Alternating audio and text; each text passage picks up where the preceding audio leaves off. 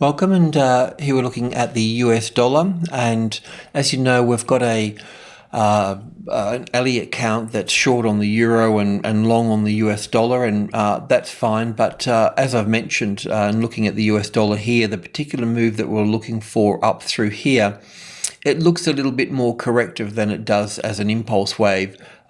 Sure, it can still be counted as an impulse wave in terms of the 1, the 2 probably over to here, the 3, the 4 and the 5, but just doesn't sort of sit that well. But anyway, if that midpoint here, the 80.50, becomes the retested resistance through here, which is the support here at the moment, then we would have to look at it as being bearish and looking at this 5-wave structure to the downside here as impulse rather than wave C here. And so as a wave 1 and wave 2, and further downside would come from that point there, and obviously that would push the euro to the upside. So that 80.50 as support or resistance is a critical point that we need to work with. And as you can see here, it's bouncing off that. And yeah, let's just see how that pans out in the next session here. 80.72 as support. Anywhere in here as support in group 2, 65, 72 and 80 would be a sign of strength, but at the moment it's retesting that group as resistance, so it's really pinning it down to this particular level here. So anyway, let's just see how that goes. That will be the trigger there for the euro in part. The euro in part as well, even though there's a bearish count on it here. You know, I just always like to, the trading levels are not, the Elliott Wave and trading levels are not telling the same sort of story, because well, first of all, in the bigger picture here, the 130, it's the top of minor group 1, so it's a minor level, and the market's above that. So we just have to be bullish when that's the case. And then we've had subgroup 1 here, 33, which has been supported as well, and that flips it. You know, that's also positive as well. Yes, we are looking for a top here, but I wouldn't get sucked into the top here using the trading levels, because 138 or number 8 is always, you know, a profit-taking number. So it's bound to be hit, and we just have to wait for the reaction, which we've got here, but it hasn't broken the 5 support, the next level down. So until it does that, you know, the levels are just saying that it's, you know, that there's a bullish pattern here as such. So with that in mind, and drilling into this particular pattern here a little bit further, if this number here, the 136.72 here, becomes the support here, then we'll be looking, you know, further to the upside through here. So I'm still labeling this as a wave 4, and yes, I know I've moved it from here to here to here, but it hasn't overlapped the top of wave 1, so it's still valid. The other count, of course, would be having this wave 5 over here, the blue wave 5 on top of this wave 3 here. So this would be 5 would be up for 1 here and back for 2 here, and so forth up here. Will turn a little bit bearish if the 136 closest largest number became the resistance through here. Then we could look at that from that point. So look, all through here we've been in a rock and a hard place with the euro and the US dollar, and we just need it to we need confirmation in one way or another which way this market's going to go, and we just simply don't have it yet. But tested support on group 2 here, or the 70 to 72 here, would be what we're looking at here. So that's actually even a little bit higher through, oh no, 72, there we go. So yeah, that's there. The Australian dollar, a little bit like finishing off with the ASX 200 yesterday as well, really, because what we're looking for here was an A and a B and a C wave up through to here to finish, and then if that's the case, from wave 2, we're looking for wave 3 to come to the downside. But let's just drill in here a little bit. where we were yesterday. I think that we were in wave 4 here somewhere, weren't we? And we we're looking for wave 5 to move up in 5 waves, and that's panned out quite nicely. And I've pulled this apart here somewhat, and it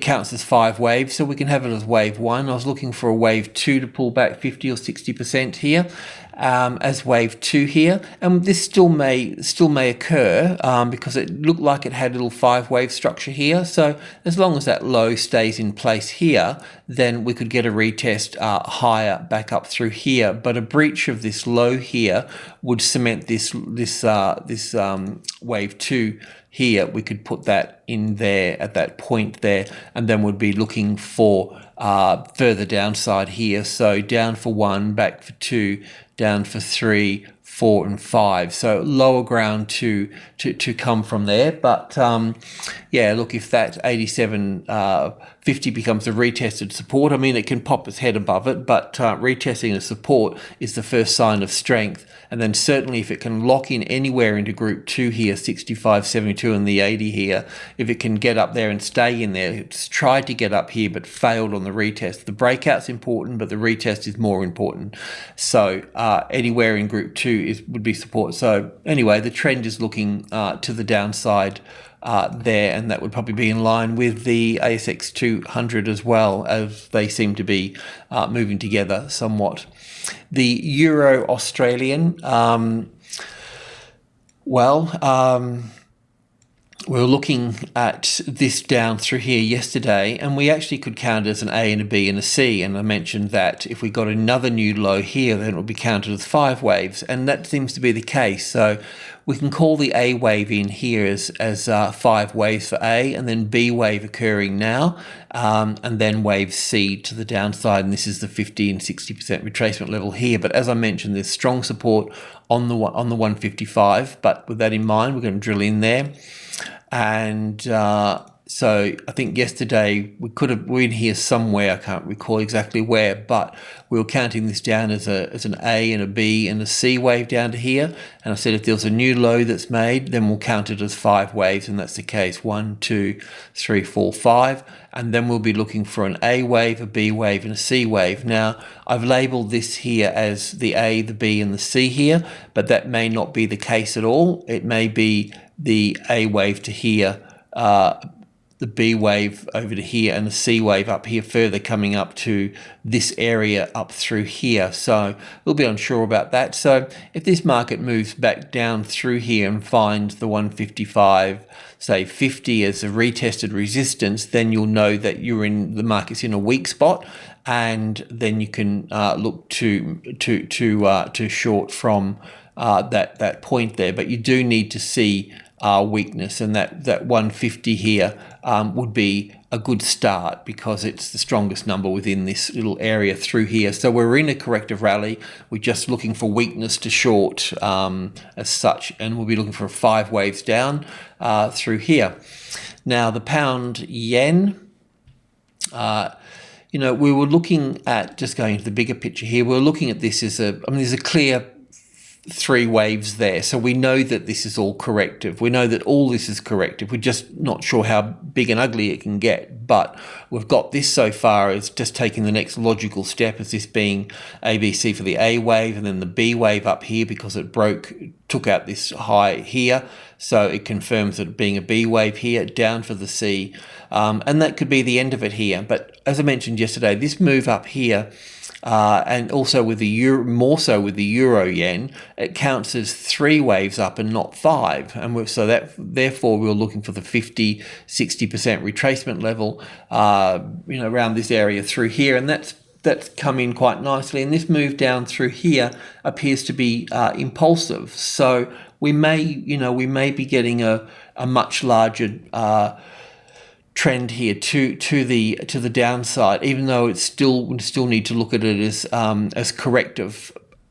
I guess technically would need to take this low out here, but I do see 5 waves coming down through here, so that would leave this with off the low here with an A and a B and a C retesting the 170 and then moving down from that area there, and that's what we're going to check out for the pound yen and the euro yen right now.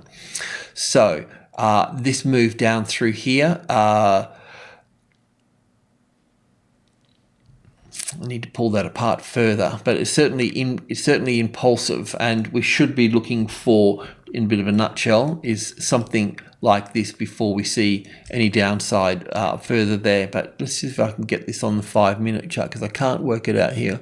That's 1, 2, 3. Yeah, so bit tricky. Let me go. So we've got 1, 2, 3, 4, 5 there. Then we've got 1, 2, 3 here. So 1, 2, 3, 4, 5. Okay, so this is the ABC here. So the A wave, the B wave, and the C wave coming in here, and then down from here. Look, it may not reach there, but that's where the supply starts in this block here. So that's what we'll look for. But it may only come just above here and then roll over. So just look for that.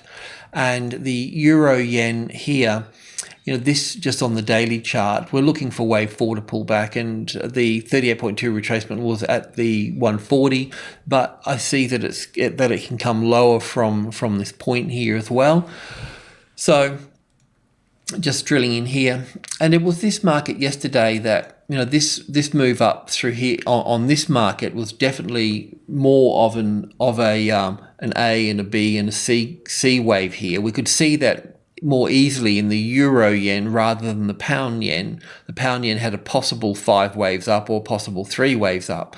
But once again, but this sort of confirms the ABC here, and this is also 5 waves down through here. So we'll be looking at a counter trend back to the 140 and then down again as well through there. So looking at this here, it was mainly this one here, but this really showed us that we had an ABC here as such from rather than the 5 waves up, and this is certainly looking impulsive to the downside, like an impulse wave of 5 waves. So we'll be looking for a move, some sort of rally. We want to see some sort of retest, and you can see that the market's bouncing along the ground at the moment, you know, so it's going to go back up and retest supply. So allow it to do that, and then look for weakness to short it to the downside. Don't short it above the 140 either, because it's just not the done thing. You need to be on the right side of the closest, largest number, and then you need to look for support. And tested support or tested resistance, and if you can read the volume, then bring the volume in, because the volume confirms the price action. All right, okay, that's it. Cheers.